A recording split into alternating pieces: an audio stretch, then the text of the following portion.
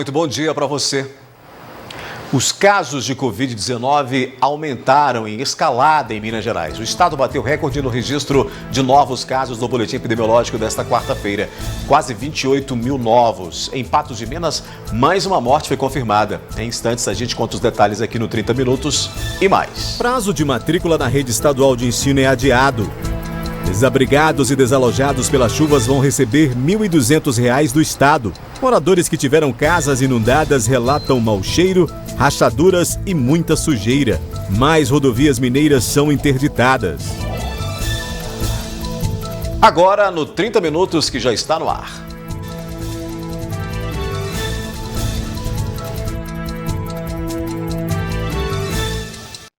O período para a realização de matrículas na rede estadual foi adiado. O prazo foi estendido devido às consequências provocadas pelas chuvas. As fortes chuvas dos últimos dias prejudicaram vários âmbitos, incluindo o escolar. Como consequência das enchentes, alguns alunos não conseguiram ir às escolas se matricular, sendo necessário um prazo maior para a realização das matrículas. Tem muitas regiões que as escolas foram inundadas e o pessoal também não estava tendo condições de ir nas escolas. Então, a secretaria, por bem, achou que deveria adiar até para os meninos não perderem a vaga naquela escola. Aí passou para até dia 21, era dia 14, agora foi para o dia 21. Segundo o superintendente Carlos Coimbra, não basta somente que os alunos se cadastrem no SUSEM.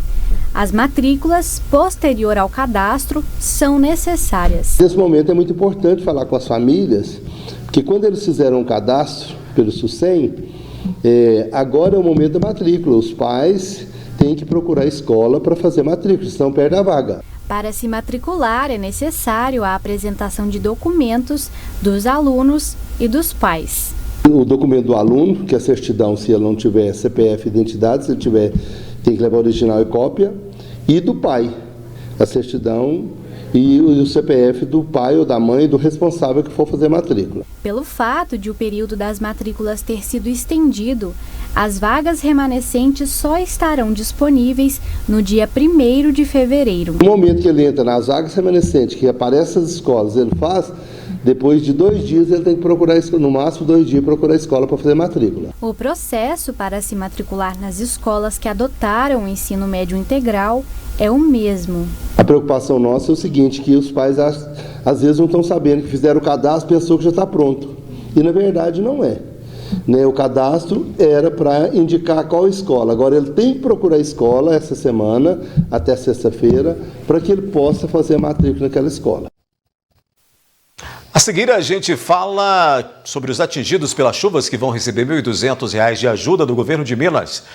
Minas Gerais registra recorde de novos casos de Covid-19 em boletim epidemiológico. E Patos de Minas confirma mais uma morte em decorrência do coronavírus.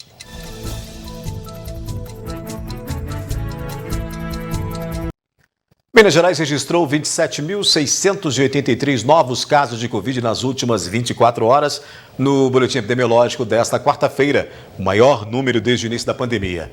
A quinta vez em menos de 10 dias que o estado bate recorde de pessoas contaminadas, 135.035 mineiros estão em acompanhamento, mais 33 óbitos foram confirmados e o total de mortes pelo coronavírus no estado chega a 56.866.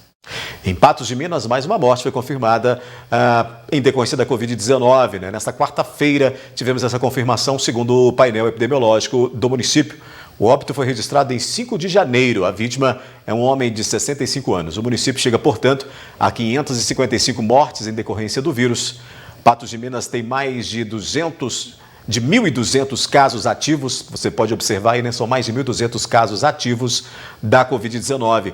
20 patenses são internados, sendo 7 em leitos de UTI. Lembrando que esses são dados parciais que ao longo do dia vão sendo atualizados.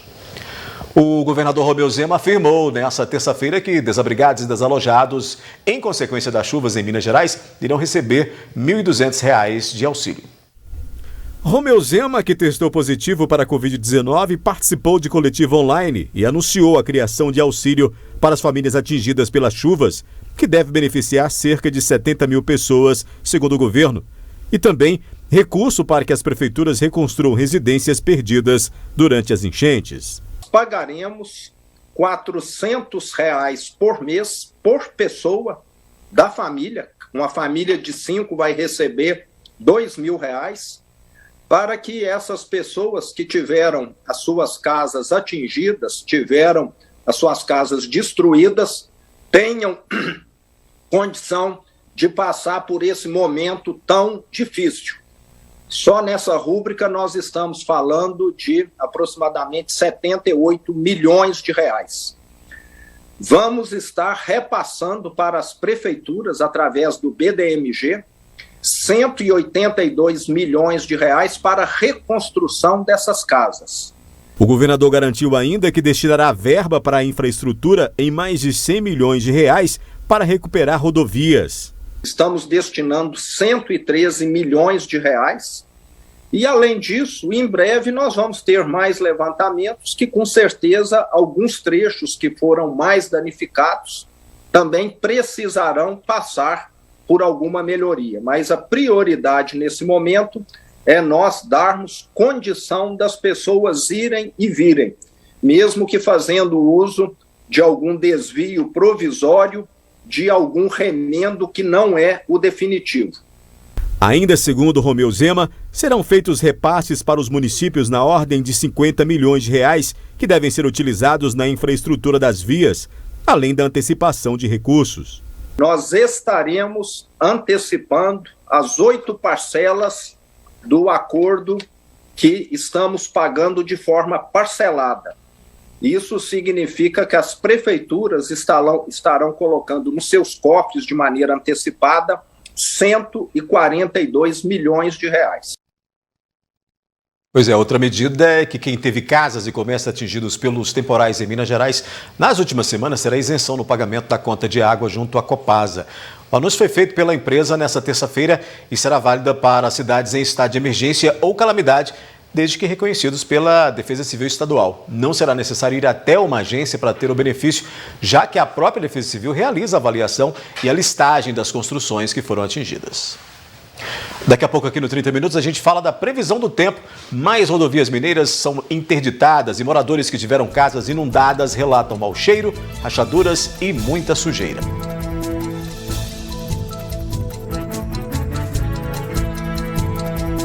Muitas famílias estão voltando para casa que foram ali atingidas pelas enchentes, né? E agora avaliam os riscos, né, e prejuízos, né? Moradores relatam mau cheiro, rachadura, sujeira, são aqueles transtornos de quem está retornando para as residências depois que elas foram alagadas ali pelas águas do Paranaíba, e a gente mostra aí para você. Muitos bairros foram inundados com as enchentes do rio Paranaíba. Entretanto, com a trégua da chuva, a água do rio começou a recuar. Mas o que era para ser um fôlego aos moradores ainda é motivo de preocupação, pois o que resta agora são os estragos que as inundações fizeram, incluindo rachaduras nas paredes e muita sujeira. Nós já fizemos uma limpeza aí na casa, mas nós estamos aguardando um pouco porque está muito molhado, o barro muito fedido. Então, estou sempre vindo aqui, mas ainda não vim não, para trazer as mudanças. Por enquanto vou dar um tempinho para dar uma abaixada mais, secar um pouco dessa lama fedorenta. Ainda que a água tenha abaixado em alguns lugares, as interdições permanecem nos pontos necessários como via de segurança. No entanto, há quem se arrisque a passar pelas barreiras. A Ponte do Arco chegou a ser interditada depois de passar pela enchente, mas já foi liberada pela Defesa Civil. As chuvas começaram a dar uma trégua e hoje o nível do rio está 9 metros e 94 centímetros acima do nível normal.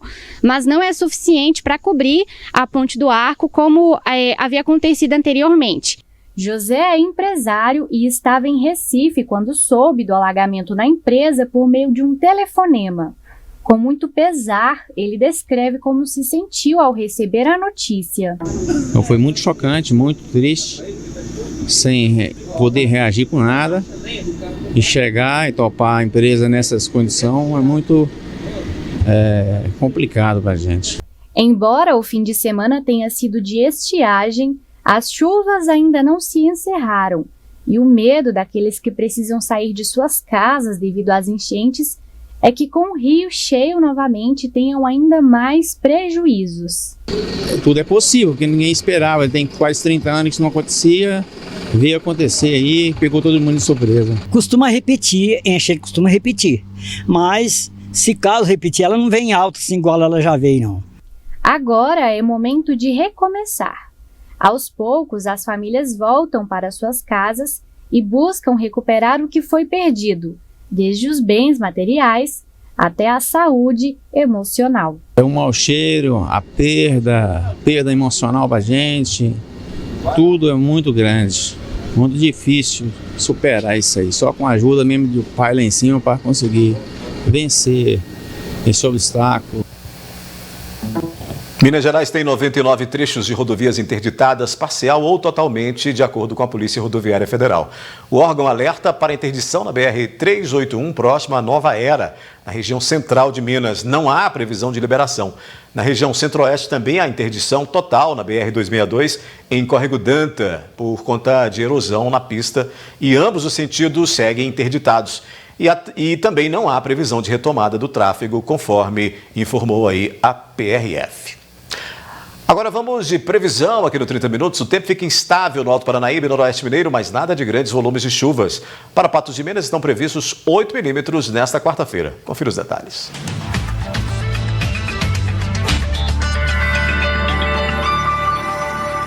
Liquida Óculos 2022 New Color. São mais de 6.000 óculos e armações com preços incrivelmente baixos. O nível do rio Paranaíba está baixando. Em Patos de Minas, a régua de medição já é visível, mas as chuvas continuam, entretanto, bem menos volumosas. De acordo com o INMET, para algumas cidades do Alto Paranaíba e Noroeste Mineiro, sinal de alerta amarelo para precipitações intensas. Para Patos de Minas, a quarta tem possibilidade de chuva isolada e temperatura máxima de 30 graus. Na quinta, alcança 29. Na quinta-feira, em Presidente Olegário, previsão de tempo encoberto e chuvisco. A temperatura varia de 20 a 31 graus. Mesma previsão para Coromandel e Patrocínio. E em Carmo do Paranaíba, a quinta começa com tempo encoberto, mas o sol aparece e a máxima chega a 29 graus.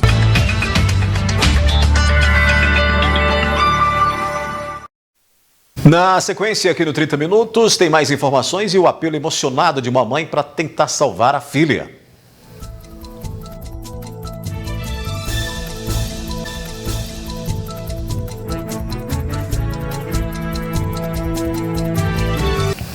Quarta-feira tem Espaço Feminino às 18 horas na tela da NTV. Confira aí os assuntos de hoje com Luzmila Bahia. Oi, gente linda! Nesta quarta-feira, no nosso programa, tem mais histórias. Emagrecer. A luta de uma mulher que precisa perder mais de 20 quilos para evitar uma nova cirurgia. Uma tarefa que tem sido um obstáculo na vida dela. 2022 começou e a gente ainda faz os planos e programações. Afinal, o ano começou com desafios. E agora? Esperamos para ver ou nos reorganizamos? Mas por onde começar? A gente fala sobre isso no Espaço Feminino ao vivo, às 18 horas, na tela da NTV. Você pode assistir também pelo Facebook, @NTV Patos de Minas, e site ntv.tv.br. A gente mostra agora o apelo emocionado de uma mãe para salvar a filha. A criança tem problemas respiratórios e sobrevive com aparelhos. Ela precisa com urgência de uma vaga em um hospital especializado. Emanuele, que tem cerca de 40 dias de vida, deu entrada na UPA no último dia 10 com um quadro de bronquiolite, que é uma infecção pulmonar viral. Desde sua internação, foi colocada no oxigênio devido à saturação baixa e à dificuldade de respirar. No dia 12, a mãe dela, Carla, deu início ao pedido de transferência da bebê para o Hospital Regional Antônio Dias, em Patos de Minas, visto que lá tem mais recursos para ela. A situação dela tá bem crítica, porque ela não sai do oxigênio, ela só fica no oxigênio, mesmo a gente tentando abaixar, tentando tirar ela todos os dias, ela não fica. E lá, no regional, tem recursos melhores para o tratamento dela. E só que o regional, de todos os dias, todas as formas, está recusando essa vaga para ela. Os motivos dele é sempre esse: é sem vaga na neonatal, é sem pediatra, sem recursos, que é uma coisa que eu duvido muito, porque o regional é referência de Patos. A mãe conseguiu a solicitação de vaga zero. Isso significa que o caso da criança deve ser considerado uma exceção e não uma prática cotidiana na atenção às urgências. Mas o pedido continua negado e, segundo Carla, chega a ser exaustivo. Teve um dia que ela teve uma piora muito grande, que a saturação dela caiu para 75, e aí o médico já fez o pedido da vaga zero, que a gente foi pesquisar uma vaga que eles realmente não podem tá recusando, porque é quando a pessoa está em sofrimento intenso ou senão até com risco de morte. Só que eles recusam mesmo assim, desde o dia mais ou menos, desde o dia 17, do dia 15 mais ou menos, eles estão recusando essa vaga também. A mãe também relata que os profissionais até tentaram tirar o oxigênio de Emanuele, mas não conseguiram. Teve uma vez que ela ficou por volta de 2 horas sem, só que aí no outro dia ela apresentou uma piorinha. Aí já a saturação caiu de novo e hoje ela já não passa de 20 minutos sem. É o oxigênio 24 horas, mamando é uma dificuldade maior por conta do oxigênio e continua, né, nessa luta. Carla se emociona ao pedir ajuda para sua filha. Pedi especialmente ao prefeito ajuda.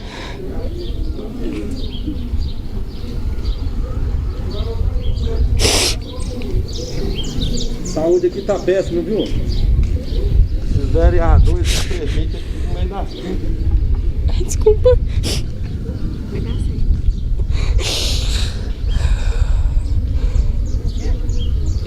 Pedir um posicionamento melhor do regional,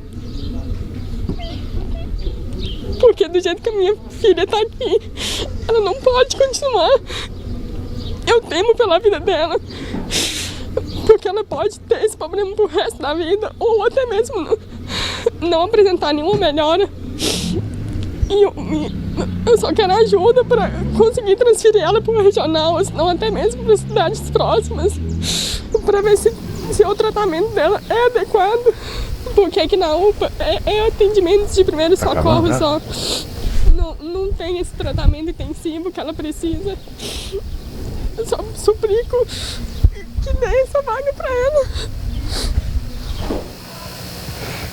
É duro, né? Ver uma mãe nesse desespero para poder cuidar da filha diante de uma fila imensa de atendimentos, de um sistema totalmente ineficaz com relação ao atendimento dessas demandas que só aumentam e de um sistema que está muito, mas muito aí sobrecarregado, e a gente vai vendo essas situações se repetirem dia a dia, mostrando aqui no nosso jornalismo, diante de uma verdadeira falta de respeito, né, de todas as faixas do governo federal, estadual e municipal para resolver essa situação, né? E aí medidas são tomadas, não são suficientes, e a gente vai dando voz às pessoas aqui para ver se a gente consegue resolver, ou pelo menos ajudar a resolver essa situação. 30 minutos fica por aqui, volta amanhã às 11h30 da manhã. Agora Gui Boaventura chegando. Olá, Gui, boa tarde para você, meu caro. Olá, Aldair, boa tarde, tudo bem? Tudo bem, a gente fica triste, né, de acompanhar esses relatos aqui. Aí o que você disse, pode falar, tens dito. Pois é, rapaz. Mas a gente tem visto, né, Gui, essas dificuldades constantes, né, na saúde pública, que com a pandemia já era ruim, ficou bem pior, né? Toda hora. Toda hora. Gui, quarta-feira, tudo tranquilo? Tudo tranquilo. Quarta, já é quarta ou ainda é quarta? Já é quarta. Passou rápido a semana, você não achou? Rápido, né? Janeiro é um mês que dizem que passa muito rápido, né? Dizem que é um mês veloz, mas isso é muito em função do que a gente faz em janeiro, que primeiro mês do ano, aquela correria, né? Ou de férias também, né? Porque dizem que um mês de férias, ele parece ser menor do que um mês trabalhando, mas enfim, aí vai de cada um, né? Nessa percepção aí. É verdade. Mas 30 dias, né? 30 dias. Não deixa de ser fisicamente, né? É. Bom programa para você, meu caro. Ô, Adair, obrigado. Vamos lá, tocando a vida. Abraço. Abraço, até mais.